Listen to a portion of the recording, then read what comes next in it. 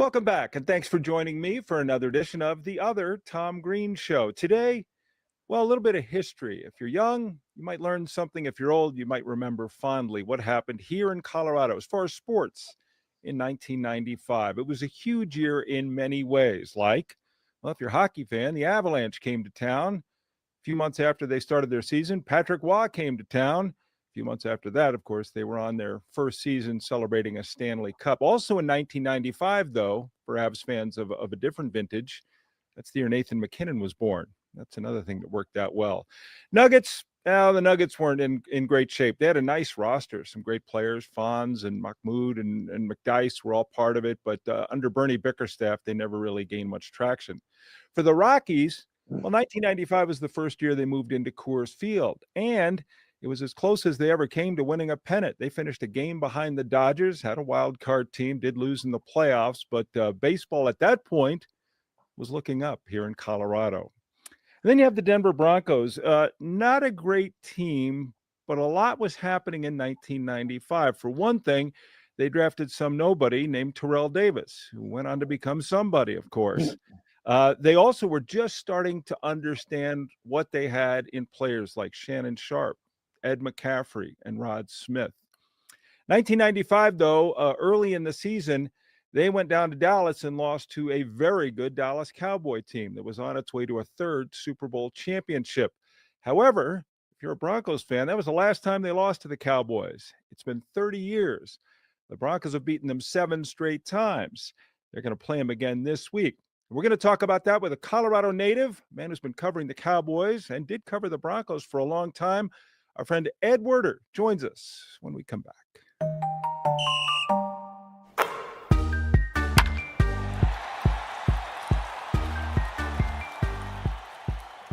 And we are now joined by a longtime friend. Ed Werder and I have known each other since, well, the early 1980s. And with the Broncos and Cowboys, now is a perfect time to get back together again. Ed, thanks for joining us. Tom, I wish we were doing it. This is your lavish mountain hideaway. But this is the next best thing since I couldn't quite get to Denver early enough. But I will be at the game on Sunday and looking forward to seeing this. As you mentioned, the Cowboys last beat the Broncos. Troy Aikman and John Elway were the starting quarterbacks in that game. You know, I was looking at the newspapers from the next day and the Ed Werder bylines about the Cowboys, who were obviously a great team. They'd won a couple Super Bowls in the last 3 years and were on their way to another. But there was also another Ed Werder byline next to it about Deion Sanders about to join the Cowboys. And here we have Deion, of course, now here in Colorado. But there was always something going on with the Cowboys. And still always is.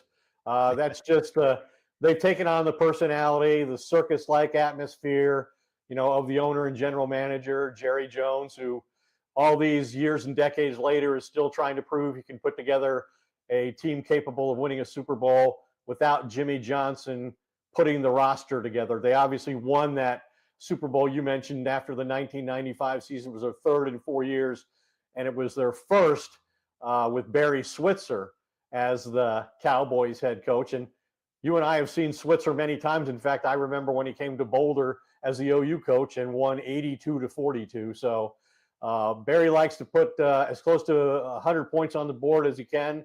But yeah, it's just always something here. Deion Sanders joining those Cowboys teams was really a move that was made by Jerry to the objection of his son, Stephen Jones, who is an executive vice president in charge of personnel. In fact, the story goes that Stephen was so opposed to it because of the consequences on the salary cap that he physically blocked Jerry from going back into the room, and they had a laugh about, what are you going to do? You going to hit me? Anyway, the deal gets done. Deion joins the Cowboys team that lost their best corner in week 1, Kevin Smith, and they do go on, win the Super Bowl. And of all people, it's Deion Sanders grabbing the Lombardi and running it into the locker room from the field. So the Deion that you got to know then covering the team was still a baseball player at the time. Yep. But he joins the football team. He had proven to be a championship player. And the Deion you see now up in Boulder, similar, different? How different would you say? Personality-wise, I don't think, he's much different. Obviously, his health has been compromised. And I remember he missed quite a few games here with a toe injury that was way more significant than people realize. I mean, people hear, oh, a cornerback has a toe injury. They just don't realize, if it's severe enough that it can greatly compromise his ability. And Deion is arguably the best cover corner we've ever seen in football. One of the best cornerbacks kick returners we've ever seen in the history of football, and occasionally could contribute a little bit as a wide receiver. And there were times when Michael Irvin was suspended that Deion had to be the number one receiver on the Cowboys roster. So, he's not greatly different. I can remember interviewing him a few times. In fact, I remember late into one season, he had promised me that if the next time he returned a punt or a kickoff for a touchdown, that he would do a sit-down one-on-one with me about the art of being a returner. And his belief that he shared was, hey, there's always a touchdown out there on every one of these kicks, and my job is to find it. And obviously he did that at an incredibly high level. So he does this sit-down with me, and as we finish and I'm walking off, he goes, damn. And I'm like, what? And he had said during the interview, I asked him about Peyton Manning had thrown at him like 10 times the week before. This was later in his career. And obviously that was unusual for anybody to throw at Deion, right? Much less do it by choice. And he said, you know what? I've been on that island longer than Gilligan, playing it off. And then as I left, he says, damn. And I turned back and I'm like, what's wrong? And he goes, I wanted to save that for the playoffs. So you got the sense that Deion thought up these great lines, kept them in mind for certain circumstances and upcoming games, and then allocated them at just the right moment. I think the jury's still out on what kind of coach he is. He's obviously a brilliant recruiter in the portal and nil era of college football. But there aren't many great players who transition into great coaches. He would be one of the more high profile ones, willing to, sign up because of the work involved in coaching. It's much harder than being a player, at least as far as the amount of time it takes. Well, and obviously, I think everybody expected that Colorado was going to regress in all likelihood this year because, for the first time since Deion went to Colorado, they were without, Shedeur Sanders and Travis Hunter, the two elite players that he brought with him from Jackson State. So no real surprise. I think the surprise is how quickly he transformed them into a much more competitive team and a far more interesting team. I mean, I don't know that we've ever seen anybody in the history of college football create the atmosphere and the interest in such a short span of time as Deion did the past 2 years. Let's talk about the Broncos and Cowboys, because this is where you and I start to go way back in our time together, back to the early 80s. But even before then, you as a young man growing up in Longmont and before you went to UNC and all, rooting, I'm sure, for the Broncos as a fan. And they played the Cowboys in that famous Super Bowl 12. What are your recollections of that as a young Ed Werder? Yeah, I don't remember. Obviously, I wasn't covering the game. I'm not quite that old. But I do remember just how overwhelming, that Cowboys pass rush was. I remember subsequently talking to Craig Morton, who was the quarterback for the Broncos that year. And I said, what do you most remember about that, that blowout loss in the Superdome? And he said, the ceiling.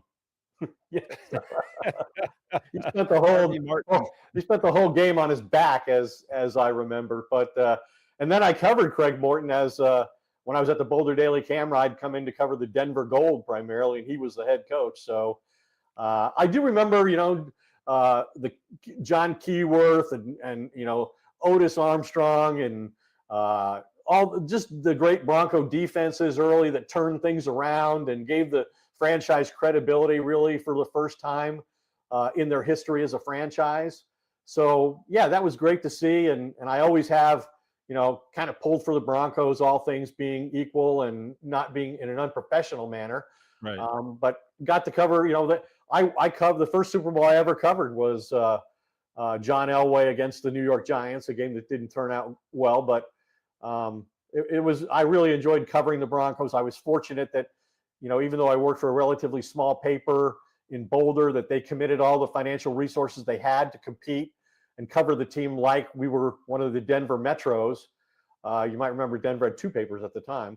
And I'm eternally grateful to Dan Reeves, because even though I didn't merit it, based on our circulation, he always treated me like I worked for the Denver Post or the Rocky Mountain News because I was there every day. And so you got to know, other coaches who went from that staff on to head coaching jobs elsewhere. And that was really my first opportunity to begin covering the NFL at large, was through the people I met on Dan Reeves' staff with the Broncos. And maybe that also helped you later evolve into covering the Cowboys circus, because you were there at the beginning of the Elway Yeah. circus and all that came with that. I mean, was maybe a bit of a primer in how to deal with insanity about a certain player or a team. Yeah, it was a unique situation. The conflict between Dan Reeves and John Elway. Elway was really frustrated because he felt like he was, limited, that for 3 quarters he didn't get to be John Elway, Mhm. because Dan was so conservative.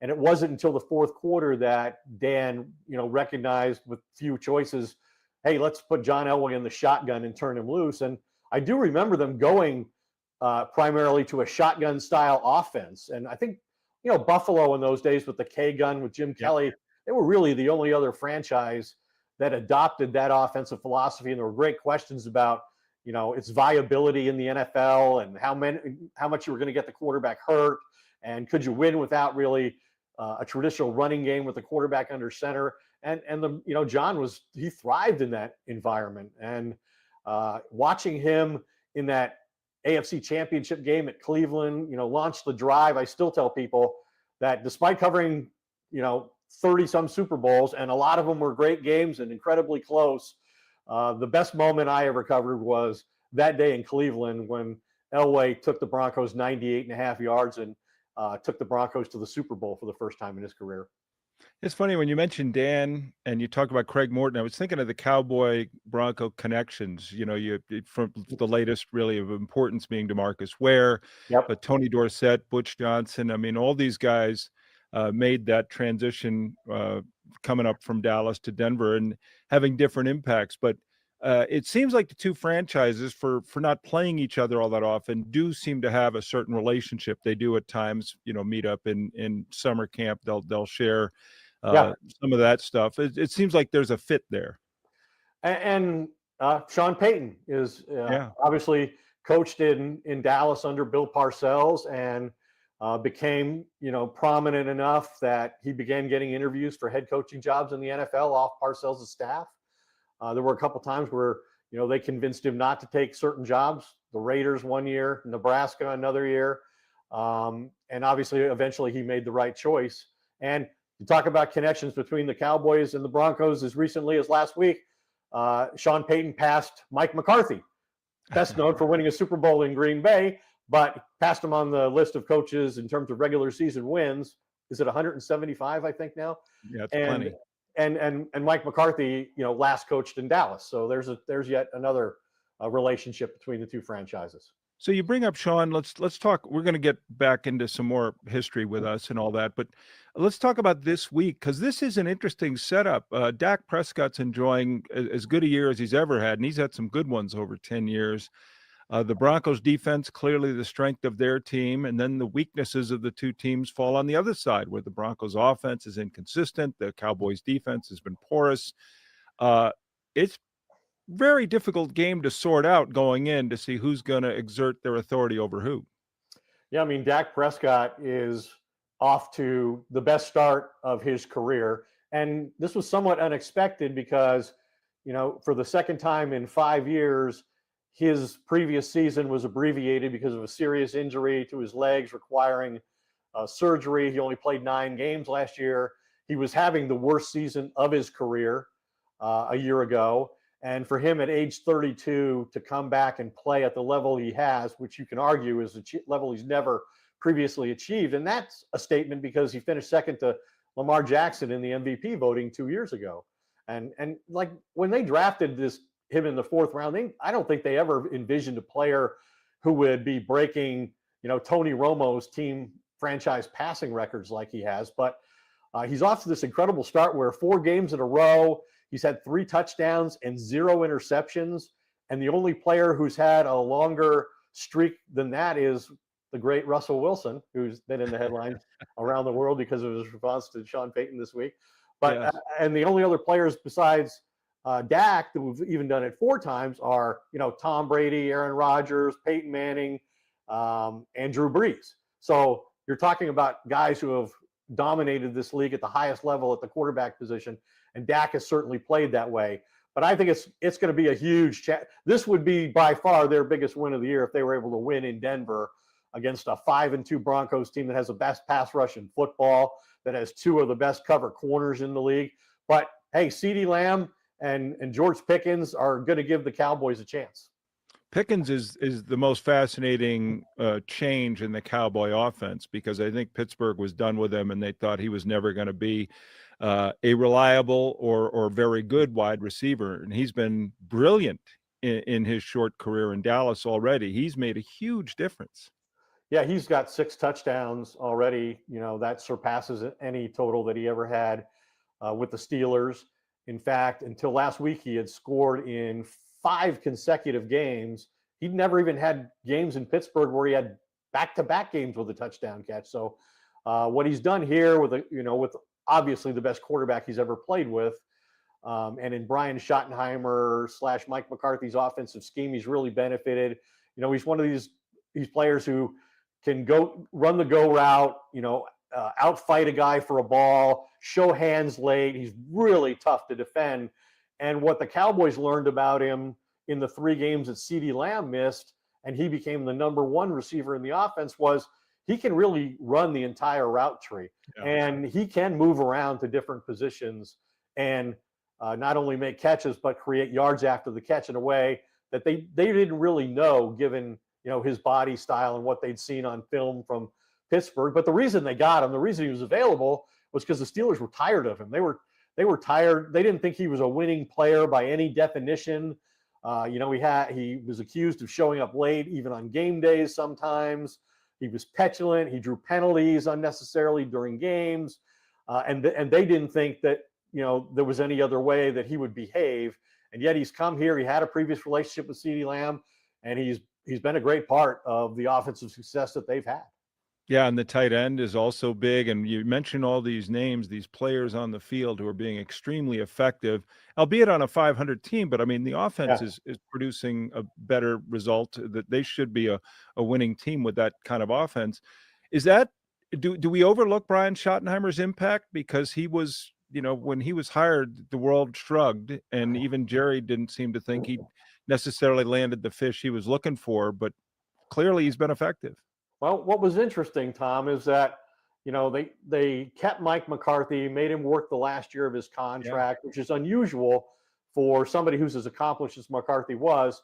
They won 12 games 3 years in a row, but had no postseason success. And Schottenheimer was a part of that staff. He was the offensive coordinator, but he wasn't the play caller. And he hadn't been the play caller for 5 years. And so when the season ended last year, Jerry and Mike McCarthy really expected to work out some kind of agreement where McCarthy would return. Instead, Jerry was only willing to commit for like 2 years, and McCarthy thought he deserved a lot more security given his, status as a head coach who'd won a Super Bowl and what he had done in Dallas 3 of the 5 years. And he didn't like the fact that he had to work out the last year of his contract. That created, a lot of instability within the coaching staff, a lot of concern about their futures, and felt like he had earned a much longer commitment from Jerry. And when that didn't work out, Brian Schottenheimer told me he was prepared to leave the organization. He wanted to be a play caller again. Didn't see that happening in Dallas because he assumed they were going to bring McCarthy back, and McCarthy was going to call the plays. He was already back at his offseason home in Tennessee, beginning to set up interviews for play calling opportunities with other franchises, assuming he was leaving the Cowboys. And then when it didn't work out, Jerry and Stephen Jones gave him a call and had him come back to Dallas. And he said they met for like 7 hours. And he said, well, they're either really interested or they really know how to play the game. And turns out he got the job. Schottenheimer said, hey, I have the personality that if I can get in front of somebody, I feel like I'm pretty confident in my abilities to win in that moment and win the job. And he did. And I think, a large measure of it was maintaining offensive continuity, right? Mm-hmm. For the most part, they're still running the same system they did under Jason Garrett with the modifications McCarthy made over time, and then what Schottenheimer's done. But what Schottenheimer's done is, we talked about the shotgun offense earlier. McCarthy had Dak Prescott in the shotgun like 74% of the time last year. They had no viable running game. Well, now he's under center a lot more. He's one of the best play action passers in football. And that's an area where they really excel. Javonte Williams, another connection to the Broncos franchise, second in the NFL in rushing, has had 2 100-yard rushing games. He's their number one back. So they're under center a lot more. They've got a real running game they can threaten the defense with. And that's had obvious benefit to Dak Prescott in the passing game, because he's a number one quarterback in the NFL in terms of the play action pass, has as many as 8 touchdown passes, which only Matthew Stafford can match. And he's got the highest quarterback rating. So I think he's playing the way he should be, more like Jared Goff, more like Matthew Stafford. This is a better fit for Dak Prescott. And I think we can give Brian Schottenheimer credit for that evolution. You talk about George Pickens no longer being wanted in Pittsburgh, and Javonte Williams, same story here. The Broncos didn't think he had anything left. He didn't think he had not anything left. They didn't think he had the burst to make plays anymore. He hadn't shown that since his knee injury here. Have you seen, obviously he's had a much more effective year already with the Cowboys than he has had here in Denver.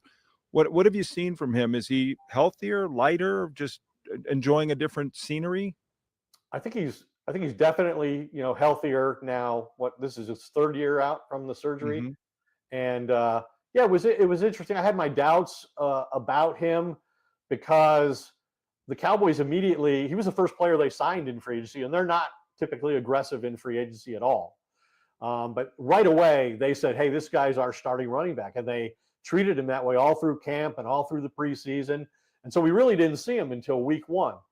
But Schottenheimer was very confident. But hey, I give Sean Payton a lot of credit. Like, I think he's one of the best, evaluators of talent.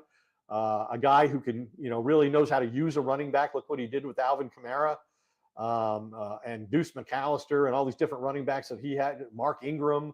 And so I was surprised that Sean, if this player was really good, would let him go. And the Broncos turned over their entire running back room this year. But we've seen the speed, we've seen the burst, we've seen him break tackles, to get through the defense. He's got a 66-yard run and a 33-yard run already this season. So clearly the speed element is back. But I did read where, Jeff Legwold, I read, what he wrote about Javonte Williams and their concerns about his burst when they let him go, that he was, I think at the time, the slowest running back in terms of getting to the line of scrimmage of any running back who had over 100 carries last year.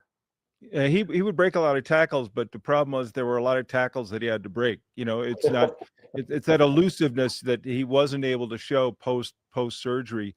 I want to ask you about the Cowboys defense. What is the story there? What is the struggle? Because they've given up rafts of yards and tons of points. Where do they struggle most? Well, you have to remember that in the offseason, they lost DeMarcus Lawrence, their best second best edge rusher, best run defender among edge players. They lost Jordan Lewis, a versatile corner who was really good in the slot, and a veteran leader. And then a week before the season started, they traded Micah Parsons. Yep. So they have not valued continuity on the defensive side of the ball like they have on offense. When Dak Prescott and CeeDee Lamb's contracts have come up, the Cowboys have ultimately re-signed them and made long-term commitments and made them among the highest paid players at the respective positions. In fact, Dak, a year after signing his contract, a year and a half after signing his contract, he's still the richest player in the history of football. And they claim that they fully intended and did not expect to trade Micah Parsons. They envisioned signing and keeping him as well. They thought they had to have all 3 players to create their best opportunity to get back to a Super Bowl. But ultimately, the cost got too high. They saw Parsons as a liability against the run. And so a week before the start of the season, before they go play Philadelphia, they traded him. And, you talk about lack of continuity on defense. Well, Matt Eberflus, the defensive coordinator, he's our 3rd defensive coordinator in 3 years. Yeah. And the whole offseason, he's planning on having Micah Parsons. He's been told by the front out, you're going to have him. Don't worry about it. Start, figuring out ways that you can creatively use this player. He's arguably the best pass rusher in the league for every season he's been with the Cowboys.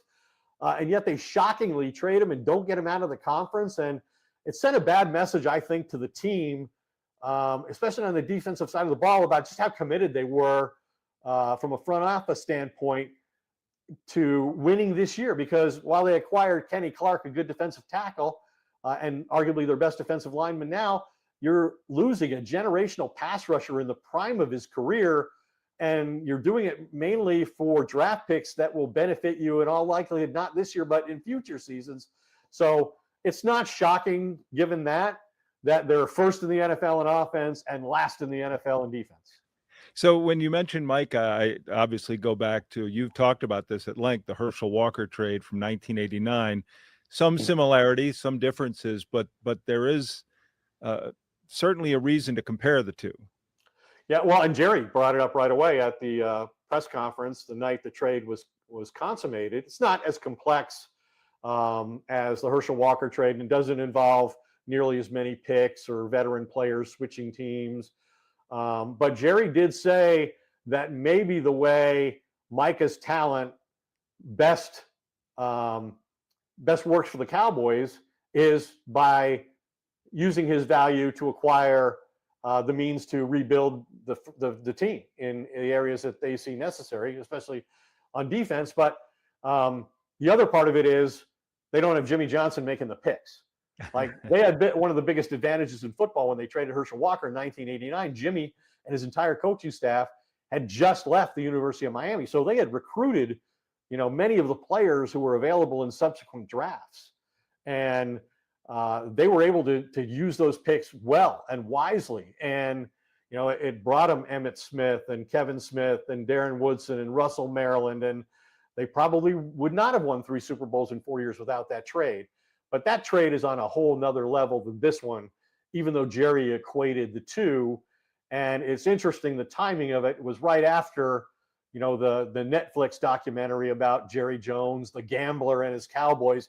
And you wonder if, as Jerry watched this thing, it reminded him of the way they used to approach drafts and team building and trades, and the risk they were willing to take and the aggressiveness they showed, and that Jerry decided, I want to be that guy again. I want to talk about your career, because you and I met when I first came to Colorado in 1982. You were already working in the Channel 9 sports department when I showed up from Bristol, Connecticut back in the day. And I just think of how you've, most people I think get to know you through your years at ESPN. And a lot of that ESPN coverage, because of Jerry Jones. Jerry Jones has been like food for you for years. He has been the story that just keeps on giving for you.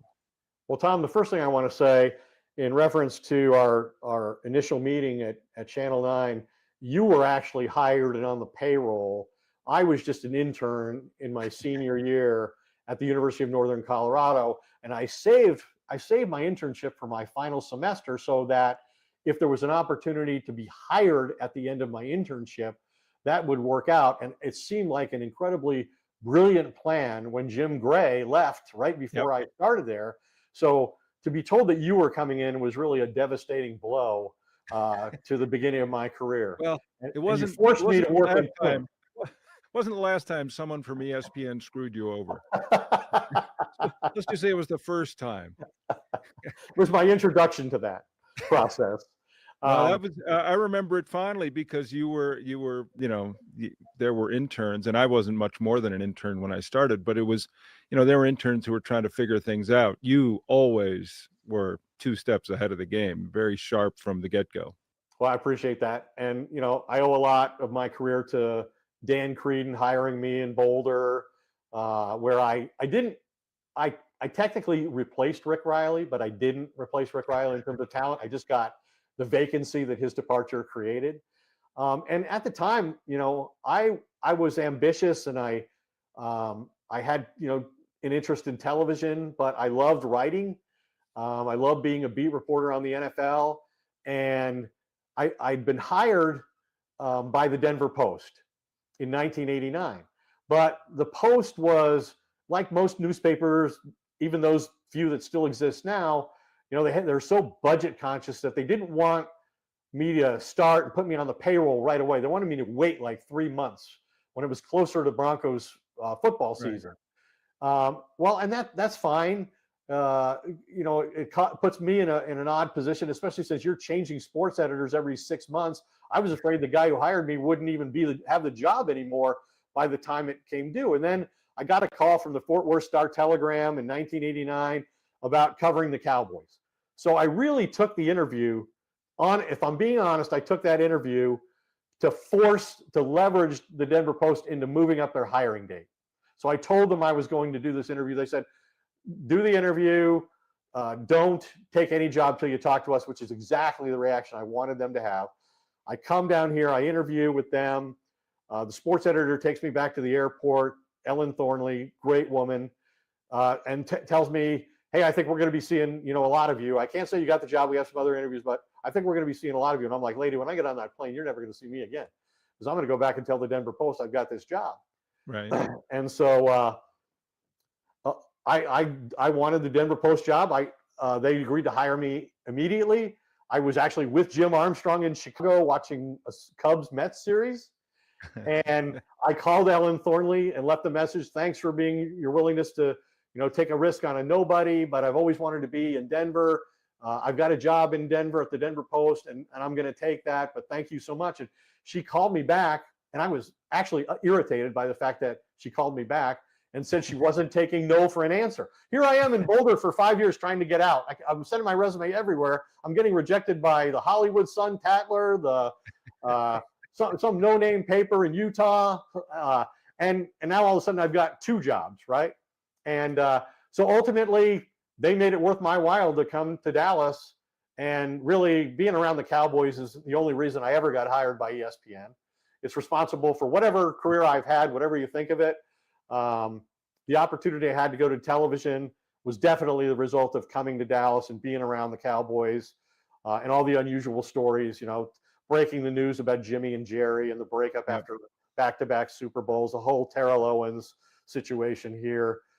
So I'm very fortunate in that regard. And the timing was great because in 1989, Jerry just bought the team. He just hired Jimmy Johnson. They just drafted Troy Aikman first overall. And so my sense of it was, from a competitive point of view, going to the number 3 paper really, because there were 2 papers in Dallas at the time, I was going to not suffer the disadvantage of these guys, these other beat writers, all knowing Tom Landry and Tex Schramm and Gil Brandt for 29 years, and I didn't know them at all. So the timing of it was very beneficial as well. I was thinking about that relationship with Jerry. Has it been good and bad and indifferent and all those things? And where is it now? Now it's good. Now it's actually good. People always say, Jerry is fine with criticism. That's not really true. I've experienced the wrath of criticizing Jerry in a way that I thought was entirely fair and accurate, and that may have been the whole problem. Sometimes the truth hurts worse than anything somebody could make up. But yeah, I've had him, stick his finger in my chest, call me all kinds of names, tell the PR director he can't believe they're still credentialing me at games. And I've had, incredible moments with him where our daughter was going through a real, serious medical situation with a brain tumor, and he always asked about her. And when she came through that and they were going back to that Super Bowl after the 95 season with Switzer, I sat in Jerry's office, and it was his time to say, I told you we could win without Jimmy. I told you we could go to a Super Bowl without Jimmy. And at the end and he did say all those things, but at the end of the interview, he said, hey, how's your daughter? He always called her our little girl. How's our little girl doing? And I said, oh, she's doing great. She's back in school. She's through the radiation, the chemo, the surgeries, all behind her. And he says, how would she like to go to the Super Bowl on my plane? And I was like, Jerry, that's very generous of you, but obviously I have to maintain my objectivity, and there's no way I could accept that. And he said, I didn't mean to offend you. I said, you didn't offend me at all. I appreciate that. And I haven't really told that story very often. The problem with it, Tom, is I went home and told my daughter that she could have gone to the Super Bowl on Jerry's plane. So now she thinks I owe her a Super Bowl trip on a private plane. Well, that's it's a sweet story. So, but you guys, you think of as we all age, we tend to mellow, but you guys also now have 35 years down the road of this relationship. Is it different now? Is it I guess closer or less formal or cordial? I think it's kind of where it's always been. I think they know without question that I'm not just going to report news that's favorable to Right. them, and that when I get an opportunity to express an opinion, I'm going to do it honestly, fairly, and from an objective point of view. And Jerry does take criticism better than most owners, but it's not like there's no point by there's no line you can't cross with him.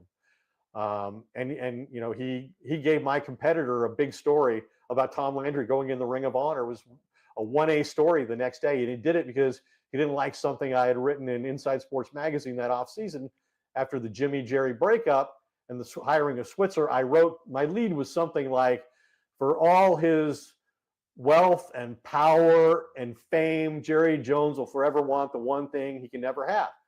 He'd rather be Jimmy Johnson. And he was irate about that, but he was magnanimous and promised me he wasn't going to punish me, and then of course he did, as quickly as possible and as harshly as possible. And we had a bit. So yeah, but our relationship really I don't think has changed a lot. I think he has respect for the way I do the job and the fact that I've been here for as long as I have, and that if he truly looks at it, most everything I've written was written from a fair point of view, even if it didn't characterize him in the way he would want to. And you have to understand, like, Jerry is a different guy. Like, there is no other owner in the NFL like Jerry. After every home game, he comes out of the locker room and stands there and is interviewed by hundreds of people and 30 or 40 camera. ESPN used to send an extra camera just to get Jerry after the game. And so as a reporter, it's like, well, do I go down and talk to the head coach, who just called all these plays to talk about the strategy and the game and the consequences? Do I go in the locker room and talk to the players who have just been out there, putting themselves at risk for 3 hours executing these plays and winning or losing these games? Or do I talk to Jerry? Well, you can't walk past Jerry because who knows what he'll say, and he's the ultimate authority. Anything he says, he can make happen. Nobody else in the organization can do that. Well, because of him and you and your coverage, it seemed like if the Cowboys hiccuped, it led Sports Center. And so you, Sal Powell, Chris Mortensen, begatting later Adam Schefter, that role became something that you really helped define. And I think specifically your relationship with Chris Mortensen stands out as well, as this idea of really being plugged into the league and viewers counting on you for what's really going on. Well, when I was honored at the Pro Football Hall of Fame in 2017, after I was laid off by ESPN, the timing was interesting, to say the least. The two people in media that I mentioned in my speech were Chris Mortensen and Peter King, because they're the two people who showed me how to do it at the highest level and do it the right way and cultivate relationships and be entirely fair to everybody. And they were never in it for their egos. They were like Chris Mortensen was just the best guy ever. And unfortunately, we lost him far too soon. But like he was the person that I could reach out to if I had a question about journalism, if I had a problem in life, if I needed something handled at ESPN on my behalf, he would advocate for me. And Peter just created all these, great opportunities. He gave me my first, television opportunity because he influenced the people at CNN Sports Illustrated to take a few of their reporting hires and give them to print people and teach them TV, but take advantage of their news judgment, their list of contacts, and their understanding of how to, structure a story.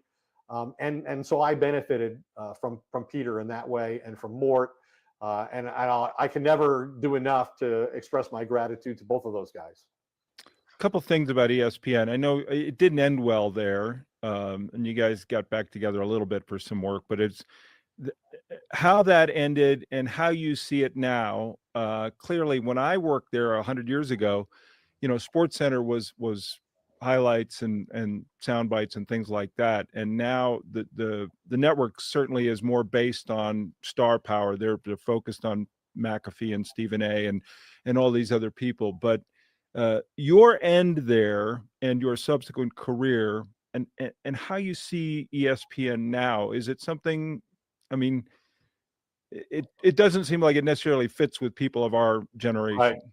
Well, it didn't fit me, and that's why I was out. I mean, the Mhm. emphasis is not on field reporting anymore. It's more on personality, and it's more on opinion. Uh, Hopefully, loud opinion, maybe even reaching obnoxious levels. And it doesn't matter if that opinion is informed or fair or not. And so, with that being the philosophy, that makes people like me vulnerable. And I remember when I got laid off in 2017, we all knew that there were going to be staffing cuts. And the thing Chris Mortensen said to me that I'll never forget was, quality of work doesn't matter. And I'm like, well, what do you mean quality of work doesn't matter? Like, that should be, if not the only consideration, certainly the first consideration. And so that's a statement. Do I like the ESPN programming that I see now compared to what it was for most of my career? No, I don't watch that much of it, but I do respect and appreciate the platform that they provided me for 26 years. Um, like I said, it made up the biggest part of my whole career, and I'm proud of the work I did there. And I wouldn't do it any differently to extend my career there. Like, I'm going to do it the way I do it, and if you don't want it done that way, then I guess you can hire somebody else. But I do think there's room for people, like me. I think the fact that people like Jeff Darlington are there. You mentioned Sal. Sal's been there longer than me. He's older than me, and they love having him at the top of the Sunday show and all the energy that he brings in his own unique style. Sure. But yeah, they just it got to the point, I think, where, like, among insiders, they feel like, hey, Adam Schefter's going to know everything first in all likelihood. But my feeling was always, and the way I handled that was, yeah, I might not break stories like Schefter, but I have the resources and the contacts and the relationships to explain those decisions that are made in the NFL to fans who want to know why this happened, and to coaches and GMs who don't want to be criticized baselessly on the air like they are, because nobody bothered to call and say, hey, well, what were you thinking about this? How does this make sense to you to do it this way? Like, I might criticize you, but at least half my time is going to be spent, giving the explanation you shared with me. And so, yeah, it just philosophically, we're at different points, and they made a decision. I wasn't involved in the decision, even though I, performed at a high level for 26 years and covered, a lot of Super Bowls in a row, 20 some Super Bowls in a row. At the end, there was no, hey, what are you thinking about when you want to retire? How much longer you want to do this? Could we come up with a part-time role for you? There was none of that. It was just my contract was up, and they decided to move on. All business. Hey, how did you get started? Were there people you read that influenced you? Because, I'm just thinking of some of the writers and sports writers that you and I grew up reading here in Colorado and elsewhere. Who were those people that most impacted you? Well, from afar, I was an avid reader of sports columnists, and I really loved Dave Anderson Hmm. of the New York Times, so I read him a lot. I read Randy Galloway at the Dallas Morning News. I read Frank Luxa, who was more of a poet than anybody that I really read. But the person who probably most influenced my writing style and was incredibly good to me and didn't have to be, was Rick Riley. I Yeah. mentioned I knew him when he was in Boulder, and he left, and I got his position on the staff. And God, I wanted to be able to write like Rick Riley. Like, who didn't want to write like Rick Riley? He had a meteoric rise from Boulder through Denver, the LA Times, Sports Illustrated, on the ESPN, and it was just amazing. And I can remember early in my career when I wasn't getting the opportunities I'd hoped for, and on my days off, I'd take all my best clips, and when I wasn't sending them around the country to be rejected by sports editors, I was reading them to sort of reassure myself that yes, this is good writing, and this does deserve, an opportunity at a bigger place. I sent my clips to Rick Riley, and he was good enough to go through every story I sent him, and like he redlined stuff. He said, love this, hate this, spend 90% of your time on your lead, because if your first 2 paragraphs aren't any good, nobody's going to read the rest of it, so it doesn't even matter. And so I was always mindful of that. I loved Riley's breezy, humorous style. So yeah, I would say Rick, because of his willingness to be directly involved in critiquing my work, and because I admired his writing style, he was probably the writer who most influenced me. That takes us back to Colorado. You and I got a chance to get together this summer, play a little golf with our friend Jim Benneman, some other friends up at Frost Creek. That was fun. Is Colorado home? I know there's so much Dallas in your life right now, but is Colorado still home for you and your family? Yeah. Speaking of ill-timed events, when I was laid off in 2017, we were in the process of building just a regular, home in northern Colorado, near our son and his wife and our 2 grandkids. And we followed through with that, figuring eventually this is where we want to be. We want to retire in Colorado, be around our family. And so we're back. Like, we still have that house. We finished it and somehow afforded it. And we still try to get back at least once a month, especially in the off season. I'm still in Dallas primarily because I am covering the Cowboys for the ABC affiliate here. And I have some podcasts and some radio commitments and so forth. So we're still here primarily, but we get to Colorado as often as possible and eventually expect to retire there because we love it so much. And, our family's still there. My wife's mom's our only surviving parent. She's in northern Colorado. Her brothers and sisters, my brothers and sisters primarily, are in Colorado. So, and then, I'm always just sitting there checking my emails, waiting for you or Tad or Benjamin to invite me to the mountains to play some more golf, because that was a highlight of the entire year. That was a great summer day. We will do more of it, Ed. I always love getting a chance to catch up with you. It was great to see you this summer, and I appreciate you taking the time to joining us here today and sharing some of your stories with our listeners and viewers. Thanks, buddy. Well, thanks for the opportunity. Always great to talk to you, and congratulations on your great career. Remarkable what you did. Obviously, I was not going to be able to get you out for 40 years, so I had to move elsewhere. Thanks, Eddie. Well, I hope you enjoyed our chat with Ed Werder. I always do enjoy talking with Ed. You can certainly learn a lot about the Cowboys and, well, the Broncos too, even from back in the days of John Elway. It should be an interesting weekend, especially with the Broncos coming off that insane game against the Giants. They've now beat the Cowboys 7 straight times, and that includes some crazy games between the 2 teams. You remember Peyton Manning and that naked bootleg down in Dallas, and they needed 51 points to put away the Cowboys that day. As always, we look forward to your feedback. If you want to give us some ideas of people you'd like to see on the show or what you'd like to see more of or less of, we'd like for you to like and subscribe, and you can always reach out to us here at guerrillasports.net. That wraps up this edition of The Other Tom Green Show. I am Tom Green. I hope to see you next time.